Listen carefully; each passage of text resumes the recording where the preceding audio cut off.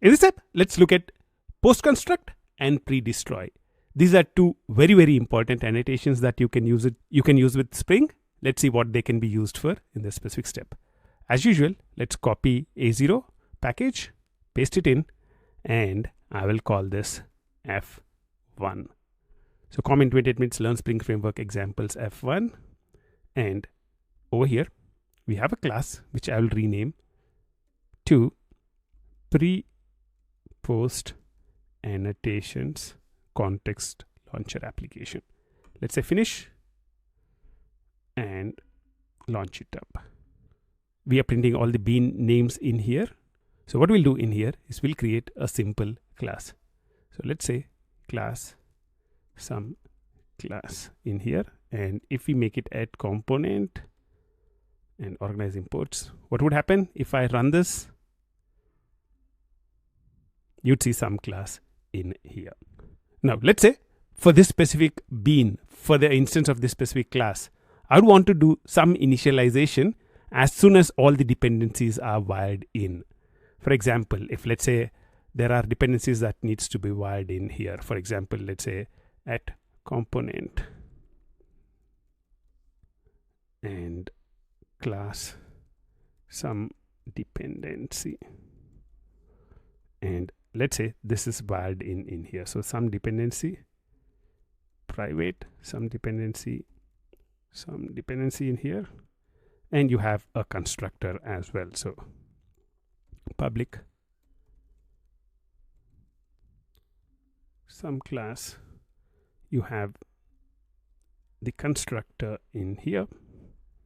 Let's call super, and let's say this dot some dependency is equal to some dependency. So once the dependencies are ready, what I want to do is I would want to do some logic. I would want to do some initialization.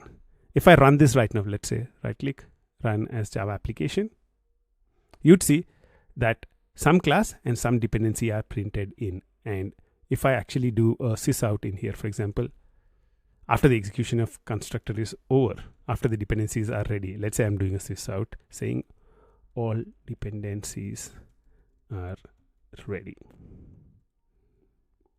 and say run as Java application. So you can see that this method invocation happens. You can see that this is printed over here, and after that we are listing all the beans in here. Now what we want to do is for this specific dependency, as soon as the bean is ready, as soon as the dependencies are wired in, we would want to do some initialization. So I would want to, let's say public void initialize, and as part of this initialization, let's say I would want to call a specific method on the dependency.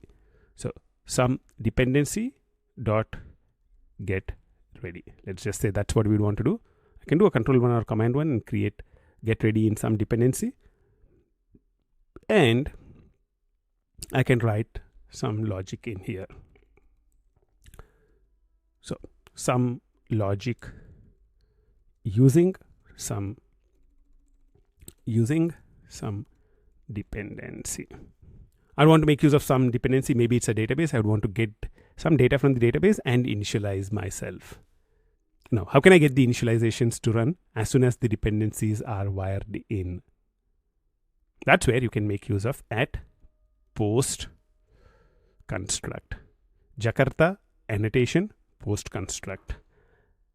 Now, if you do a right click, run as Java application, you'd see that first the dependencies are ready. After the dependencies are ready, the initialization is done. You can see some logic using some dependency is printed in here. What's happening in here is Spring would auto-wire the dependencies in, and as soon as the dependencies are auto-wired, Spring would call the method which is annotated with PostConstruct. So if I go over to the PostConstruct annotation, you can see that PostConstruct annotation is used on a method that needs to be executed after dependency injection is done to perform any initialization. This method must be invoked before the class is put into service. Before any other beans can make use of this specific bean, this method will be invoked. Now, this is when an application is being launched up, a bean is loaded in. Now, you might also want to do something before an application is terminated, before a bean is removed from your context. That's what you can do by using PreDestroy. So PreDestroy, and typically in PreDestroy, what do we do? Public void cleanup. So if you have any connections to the database or things like that, you can close them down in cleanup. For example, I'll just write out sysout, control space, cleanup, and I can organize imports. You'd see that Jakarta annotation PreDestroy is imported in. The PreDestroy annotation is used on a method as a callback notification to signal that the instance is in the process of being removed by the container. The method annotated with PreDestroy is typically used to release resources that it has been holding. So let's go ahead and run this. Right click, run as Java application. Let's save everything and say OK. And you can see that just before the bean is removed from the context, cleanup is called on it. So in this step, we looked at PostConstruct and PreDestroy. If you want to execute some initialization logic as soon as the dependencies are wired in, for example, fetch some data from the database or things like that, that's where you can use the PostConstruct. And if you want to do a cleanup before a bean is removed from the container, before a bean is removed from the application context, that's when you would use the PreDestroy annotation. Typically, you would perform cleanup in this specific method. This is where you might want to close your active connections and things like that.